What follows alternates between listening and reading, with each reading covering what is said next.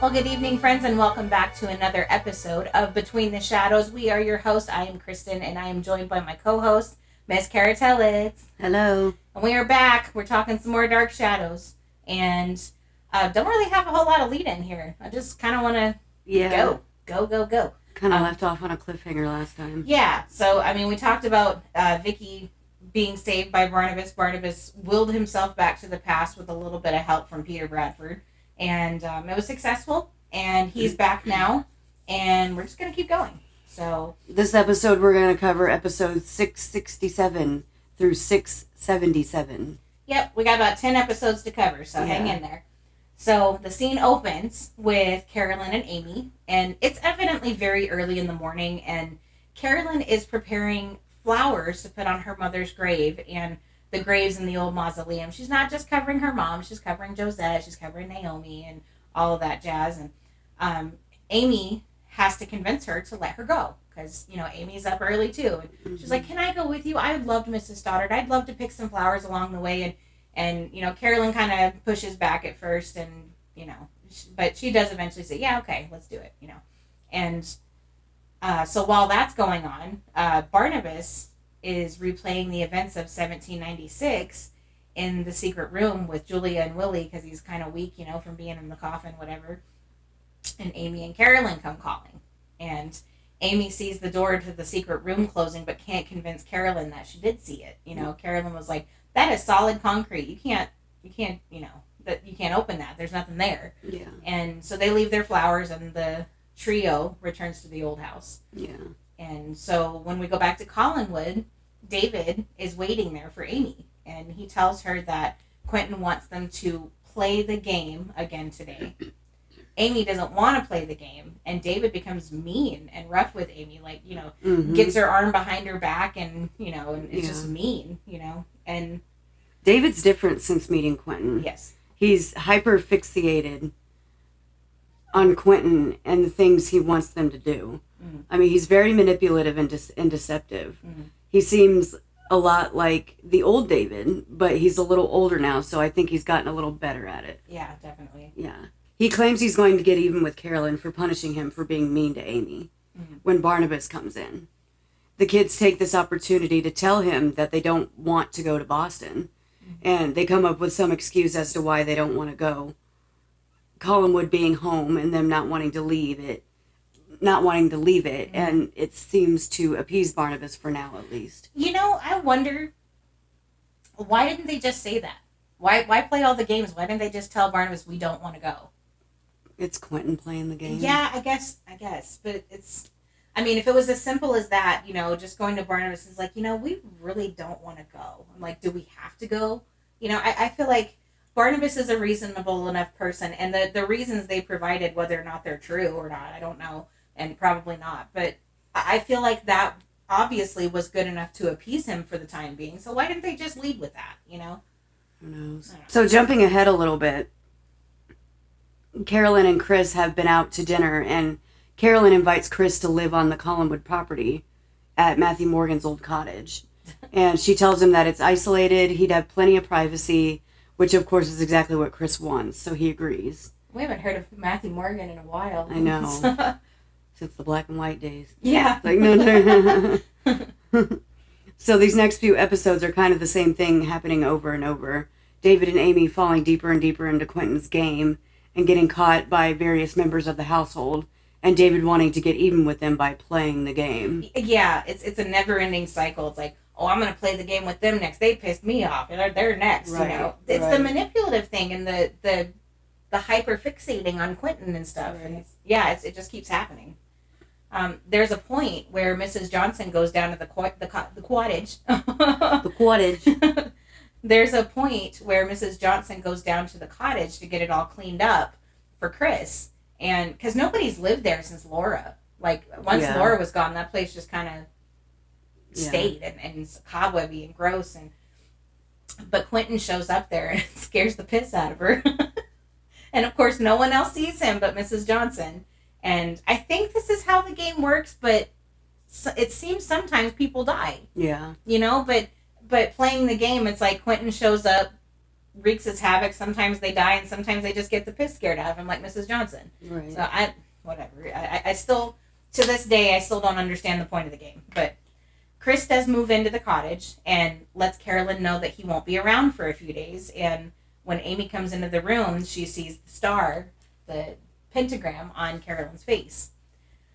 So we gather that she's Chris's next victim, and he expects to transform that night or in the next few nights. David wants to play the game with Carolyn because, Carolyn has taken a lot of charge now because her mother is dead, quote unquote, and, Barnabas was gone. They don't know that Barnabas is back yet. Barnabas just said he was going away for a few days, but actually he was going into the past. Right. And, truthfully, this is Carolyn's dojo now that her mother's not here. Mm-hmm. And she has taken on this role before, like when Laura was around, like Carolyn was the boss, but she was younger and she was inexperienced, but I do think that she does do a better job this time around. So David wants to play the game with Carolyn because he doesn't like her rules or whatever, and they come up with this plan for Amy to pretend to be sick so that Carolyn will go down to the cottage to get Chris. The kids don't realize it, but it's Quentin's plan to have Carolyn go down to the cottage as Chris is transforming into the werewolf. Mm-hmm. But instead of Carolyn going down to the cottage, she sends Maggie. Maggie goes. And Chris very hastily sends her away, and he tells her that he'll come and see Amy later just to get her out of the house. Right. And once Maggie comes back, Carolyn decides that she's going to go down to the mausoleum to see her mom because it's her birthday. And Maggie tries to gently tell her that no matter what she thinks, her mom can't come back from the dead. But Carolyn hangs on to her mother's words about not being dead, but just in a catatonic state, and heads down to her mother's grave with Maggie's words like ringing in her ears. Right. We see where Liz is laid to rest, and it's exactly as she wanted. She's got the mausoleum with the bells on top, with the thing at her fingertips, and breathing air holes in the coffin, and and we see Liz in her coffin, with the lid closed and stuff, and we hear her thoughts. We hear her thoughts as she's lying there in her coffin. That Carolyn's in danger, and Carolyn makes it back safely to Collinwood, and she's surprised that Chris hasn't shown up yet. And Maggie decides to put the kids to bed, and Carolyn stays up and waits for Chris. It's like he said he was coming. I'm gonna wait for him, but she gets fed up enough to that she decides to go down to the cottage and give Chris a piece of her mind. And when she gets there, she sees the cottage door wide open, and the place is just a disaster. It's been completely in shambles. Yeah. And the whole time she's walking through the woods, Liz is trying like crazy to find a way to reach Carolyn, but she can't move or speak. All we've got are these audible thoughts, of this very lifeless Liz, Right. The werewolf keeps tracking Carolyn, but he follows her, but he doesn't attack. The werewolf doesn't attack. Yeah. And when she gets back to Collinwood, she tells Julia that she felt her mother's voice calling to her. And Julia tries to talk to some sense into her and tells her that it's just her imagination, but Carolyn won't listen, and she once again leaves Collinwood to go to her mother's grave. And the werewolf continues to stalk her, to track her, and once she reaches her mother's mausoleum, the werewolf attacks. She makes it into the mausoleum, but the door doesn't hold for long. Elizabeth hears what's going on and slowly inches her finger towards the button, which will ring the bells. Mm-hmm. While Carolyn is getting the crap beat out of her by the werewolf, she finally wills herself to push the button and the bells ring, and Barnabas and Julia come running to the rescue. Yeah. They remember Liz's instructions, and they open her coffin, and Julia determines she's still dead. Mm-hmm. They close the coffin and return to Collinwood, and they determine that the animal reacts to silver because of Carolyn's silver bracelet and the top of Barnabas's cane. While they are going over events, the front door opens and it's Elizabeth returned from the grave. She tells them it was Cassandra who put a spell on her, and all is well on that front. Yeah. That was such a shock, her coming through the door. It was like, who is that at this time of night? And all it took was Carolyn being in danger, and it snapped Liz out of it. Yeah. It's like, Carolyn's gonna die. She's getting the crap beat out of her by a werewolf. When she gets back to Collinwood, like, her face is like so bruised and like scratched and bloody, and it's like, how did but the silver bracelets, they realize silver is a deterrent for this thing. Yeah. And but it wakes Liz up enough out of this catatonic state to where she's able to walk immediately. She hasn't atrophied or anything, and she just walks right through the front door. Yeah. And and Liz is back, and Carolyn didn't have to take over for too long. And honestly, for me, it felt shorter this time around that Liz wasn't around than it did with Laura. Yeah. Like I felt with Laura, she was gone for, like, the second half of Laura, there was no Liz. I know. You know? Yeah. And I don't know, it felt quicker this time around. Yeah. Barnabas goes out and hunts the werewolf with Roger's gun. I'm sorry. Whenever I see Barnabas with a gun, it's just funny to me. I don't know if it's just. It's like, you are a powerful weapon yourself. Well, not anymore. Well, not anymore, but before, it's just weird to. But that's how we see him. Barnabas can take care of himself. He don't need a gun. Right. It's like seeing the Doctor with a gun. Yeah. From Doctor Who. It's like, you don't need that. Right. I don't know. It's just weird to me. But he does go out and hunts the werewolf with Roger's gun, and he does find the animal and he shoots it. And he seems wounded, but of course it doesn't die because, like with the vampire, there's this very specific way of killing a werewolf. And it's not as easy as killing a vampire. And I think. And it's funny, Amy wakes up and tries to go down to the cottage to check on Chris because she felt that. Yeah. She felt that shot. But Julia refuses to let her leave and agrees to go down and check for her. I have to. You said that she felt that when Chris got shot. Yeah. I wish they would have touched more on the communication between Amy and Chris and Amy and Tom and how they're why they're so connected and why Amy didn't suffer from well, okay, I guess maybe not, but why Amy was so human. I mean, because Chris was the werewolf, and that was it's something, I guess, that was handed down genetically, whatever. We'll find out about that later. But I mean, and Tom was a vampire, but Amy is, maybe she's too young. Maybe if they had gone on with the Jennings story, we would have found out that Amy had some special supernatural thing of her own. Well, I think she's a little clairvoyant. True. Yeah. Kind of like David. I think you're right on that. But it's they're so connected, and she feels it when Chris hurts, or when Chris is in trouble. Yeah. But yeah, I'm sorry. Please continue. But Julia gets to the cottage. She sees what Carolyn saw. The cottage is in shambles, and Chris was nowhere to be found. Mm-hmm. She does lie to Amy and says that Chris is fine, which I think was in the best interest of everyone. Oh, definitely. With Liz just coming back and stuff? No. Yeah. And Carolyn just being attacked? Yeah, go ahead and lie, Julia. Right. And Chris wakes up in the woods in the morning, and we see the ghost of Beth standing over him looking forlorn. Mm. He wakes up and sees blood on his shirt and thinks that he has done the worst to Carolyn. Mm-hmm. He goes home and changes so he can go and check on things. And he cleans up the cottage quick style just as Barnabas comes knocking on the door. Mm-hmm. Yeah. So Barnabas tells Chris that the animal attacked Carolyn, but she survived. He tells Barnabas that he'll be up to check on her as soon as he changes. And he says that he slept soundly all night. Bull crap. Right. He didn't sleep. Right. Amy's gone outside to find Beth and ask why David broke his promise about Carolyn being hurt by playing the game. And she realizes that Beth didn't want it to happen either. Beth is the benevolent spirit. Quentin's the malevolent spirit. Is that the right word? I think so. I think so too. And Beth is trying to, make it to where, I mean, she wants to possess the children too, but she doesn't want people to get hurt like Quentin is trying to hurt people. Right. So, I mean, I think she's trying to help the best she can too, but I think she only has so much power too. I think the children are her power too, but I don't know, just my opinion. Beth didn't want it to happen either, and Beth sends Amy into Chris's cottage and takes the bloodstained shirt and throws it into the fireplace to remove the evidence. Right. And once Chris arrives at Collinwood, Julia sends him straight up to see Carolyn and then tells Barnabas that he's lying about sleeping. It's he's not sleeping. Do you know how many sleeping pills I just gave him? Mm-hmm. She tells him about going down to the cottage and seeing the place wrecked and that Chris wasn't there. So now they're both wondering, why is Chris lying? Right. Why is Chris lying? And Barnabas figures it out pretty quickly. He knows. And or at least he was highly suspicious, what's going on here. And the attacks in town started when Chris got to town, and he never wanted to see Amy. He always leaves unexpectedly, and he never has an alibi. Yeah. And Barnabas plans on proving this on this night. And so Same night, Carolyn has a friend who comes to town, and this friend annoyed the piss out of me. Like, I'm sorry, she just did.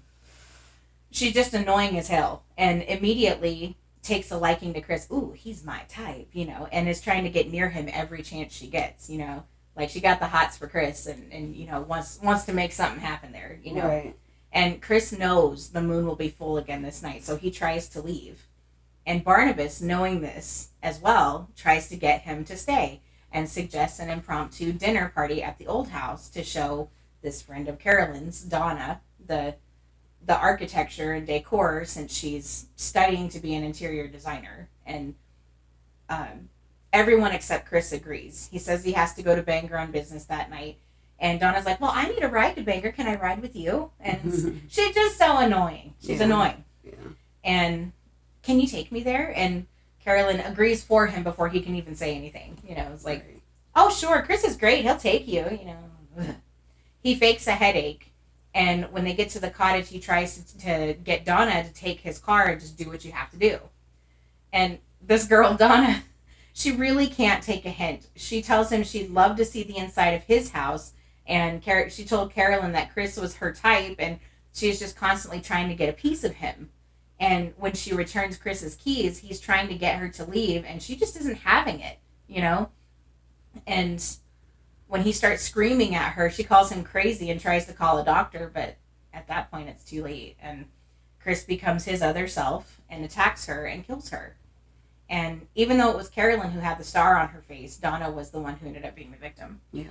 And because she wouldn't leave, what if she had left him alone? She might have survived. Yeah. Just saying. Yeah. So the next morning, Carolyn has to identify her body and told the sheriff that she was with Chris the night of the attack.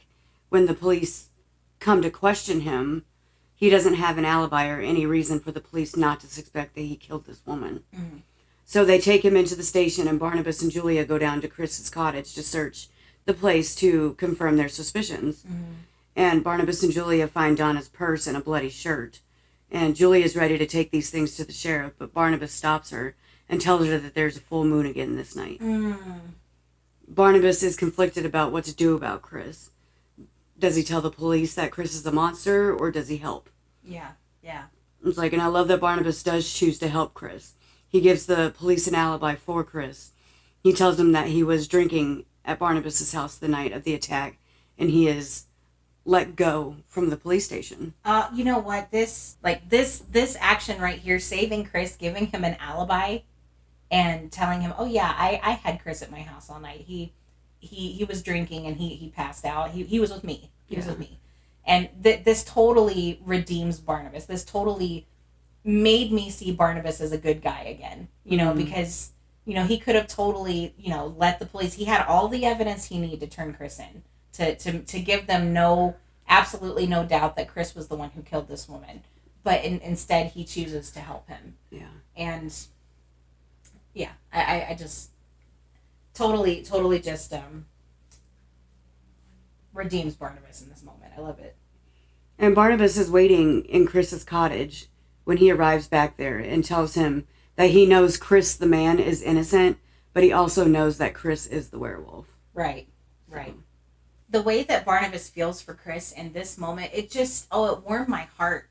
Like, he doesn't know what the exact circumstances of Chris's condition was, but he knows what it's like to be an animal and have, no control over it. And that's why he chooses to help him. He asks Chris the details of what happens to him during the transformation and how long it's been going on. And, Barnabas has been a monster. A monster that he had no choice over, no control over. And I think his heart just really felt for Chris. And it just, I don't know, made me happy. Yeah. And he takes him to the secret room in the mausoleum and leaves him there until morning. And Chris is relieved to find that he didn't hurt anyone and stayed in the secret room all night. They go back to Chris's cottage. And Chris isn't sure if he will transform again this night and has a moment of crash out until they walk in and find Julia there. And she tells Chris that she doesn't intend to tell anyone his secret, and she will try to help him, but she is very reluctant because she feels it's really dangerous. Now, why didn't Julia want to help Chris? Why did she want to turn him in, but when it came to Barnabas, she didn't hesitate to help? You know, like Yeah. Barnabas, she was like, oh, I can't wait to help you. I've got a plan, and then, but with Chris, it's like, I don't want to do this. I feel like my life is in danger. Sister, your life was in danger with Barnabas too. Yeah. You know? Yeah. I don't know. I mean, Barnabas was dangerous too. I mean, he was more willing to kill Julia on several occasions, but she still helped him. Yeah. I mean, I understand there was a love factor there with Julia, but still, I'm not sure I quite understand it. Yeah. So, I mean, it seems now that Chris has found an ally in Barnabas, and Quentin seemingly wants to destroy Chris. He gives David a bottle of poison without Amy's knowledge and wants to poison Chris. And David does refuse to help Quentin and tells him that it's wrong to want to hurt somebody on purpose. And he goes down to see Chris and finds him doing just fine. But when they're out of the room, they see someone, unknown to us, pour the poison into Chris's bourbon or brandy or whatever liquor Chris has in the room. And later on, when we see Barnabas show up, they wait until the sun goes down to see if Chris is going to make the transformation. And he doesn't transform, so Chris is relieved, and he's ready to have a drink over it, yay. And Barnabas leaves, and Chris pours himself the celebratory drink and starts to feel pain. And he thinks he's going through the change, but really he's reacting to the poison, and he tries to make it to the phone, but he passes out before he can make the call. Barnabas and Julia discuss the situation. Julia has been doing some digging on werewolves and discovers how someone can become a werewolf and the like, and they part ways. But later on, while Julia is in her room, she hears crying and wakes up. She follows the sound and sees a woman in white, who turns out to be Beth. Mm-hmm. She doesn't say a word, but Julia follows her down the stairs. Barnabas, who is downstairs, has also seen her, and they follow her out the door. She leads them to Chris, who is unconscious and dying from the poison. Julia intervenes and saves him. They both think he has tried to kill himself, but he vehemently denies it. I don't know. It's like, obviously, I'm pretty sure it was Quentin who put the poison in his bottle, but we just don't know why. We don't know why Quentin wants to destroy Chris. Right. And, I mean, we do find Could out. be, yeah, we do. Not very soon, but we do find out. Yeah. But maybe, we just don't know. We just don't know why Quentin is so adamant about killing Chris. Yeah. And we don't know if it's the werewolf thing. We don't know if Quentin or if Chris is going to be the savior of something. We just don't know. Yeah. And Beth is trying really hard to fight against Quentin to, stop what he's doing. And Barnabas and Julia thinks that he was trying to kill himself. And it's like, Chris tells him, he's like, why would I try to kill myself now that I have help in you two, now that I don't have to keep this a secret? Why would I do that? And that's kind of where the story ends for us for that moment. Yeah. So yeah, that's kind of what we'll leave you with for today. Talking about Chris the werewolf, and seeing how he lives life as the werewolf, and it's it's a pain, to say the least. But Barnabas and Julie are gonna try to help him, trying to find a way to help him, and so that's where we'll go through the next time we meet. But for now, we'll say goodbye, and just remember our contact information, betweentheshadows2021@gmail. Find us on Facebook, on Instagram, on X, and all of your listening services. But until next time, remember to keep it between us and the shadows. Good night, everyone. Good night.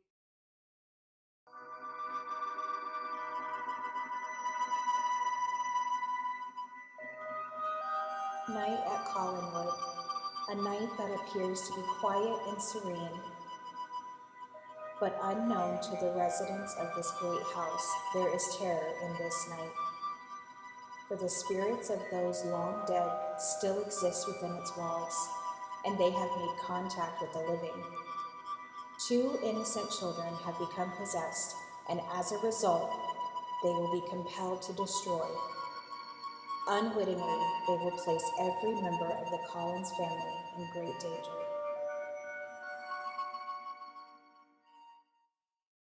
You've been listening to Between the Shadows, a Dark Shadows podcast.